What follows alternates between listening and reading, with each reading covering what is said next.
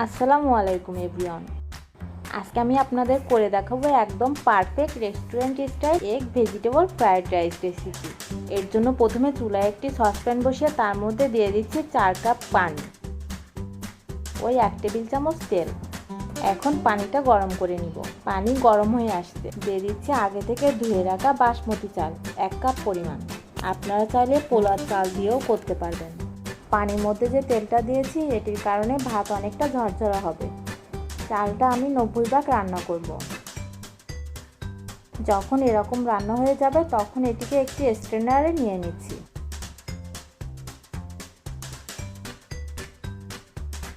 পানি ঝরানো হয়ে গেলে বড় একটি প্লেটে ঢেলে চামচের সাহায্যে ছড়িয়ে দিচ্ছি। এতে করে ভাত থেকে গরম ভাবটা সরে যাবে, আর আবার কুক হবে না। ফ্রাইড রাইস রান্নার জন্য আমাদের দরকার ঠান্ডা ভাত। আপনারা চাইলে রাইস আগে রান্না করে রেখে সেটি দিয়েও করতে পারবেন।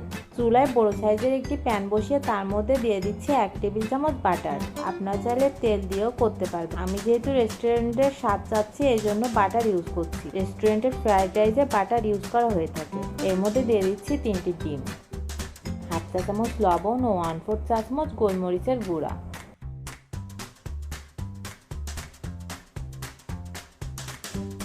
ডিমগুলো হালকা শক্ত হয়ে আসলে চামচের সাহায্যে একটু কেটে কেটে দিচ্ছি। ডিমগুলো হয়ে গেছে। এখন একটি বোলের মধ্যে তুলে নিচ্ছি। আবারও ওই প্যানে দিয়ে দিচ্ছি 2 টেবিল চামচ বাটার।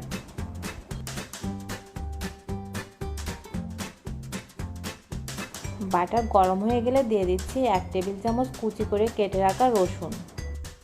রান্না করছি 2 মিনিটের জন্য। এ পর্যায়ে চুলার আঁচ মিডিয়ামে থাকবে।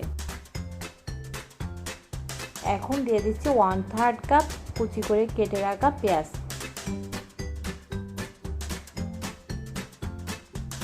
রান্না করছি আরও 2 মিনিট।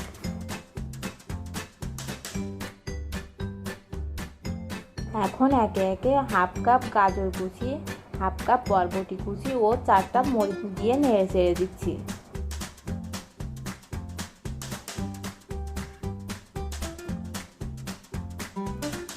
এখন দিয়ে দিচ্ছি 1/2 চা চামচ লবণ।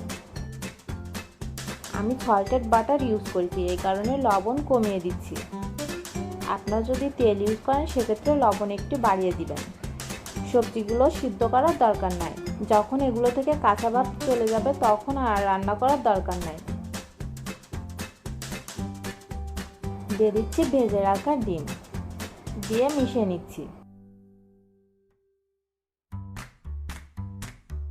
এখন দিচ্ছি 1 টেবিল চামচ সয়া সস, দিয়ে মিশিয়ে অ্যাড করছি রান্না করে ঠান্ডা করে রাখা রাইস।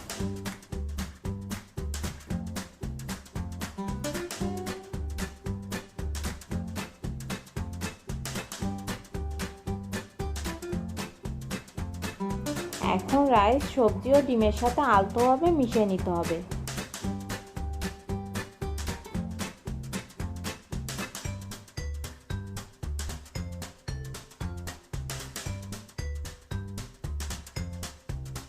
খুব ভালোভাবে মিশানো হয়ে গেলে দিতে হবে 1 চা চামচ চিনি, কেননা রেস্টুরেন্টের ফ্রাইড রাইসে চিনি ইউজ করা হয়ে থাকে। দিচ্ছি 1/4 চা চামচ টেস্টিং সল্ট ও 1/4 চা চামচ গোলমরিচের গুঁড়া, দিয়ে মিশিয়ে নিচ্ছি। মেশানো হয়ে গেলে রেডি হয়ে গেল রেস্টুরেন্টের স্বাদে ভেজিটেবল এগ ফ্রাইড রাইস। এখন সার্ভ করে নিচ্ছি। দেখে নিশ্চয়ই বুঝতে পারছেন কতটা ঝরঝরা আর পারফেক্ট হয়েছে।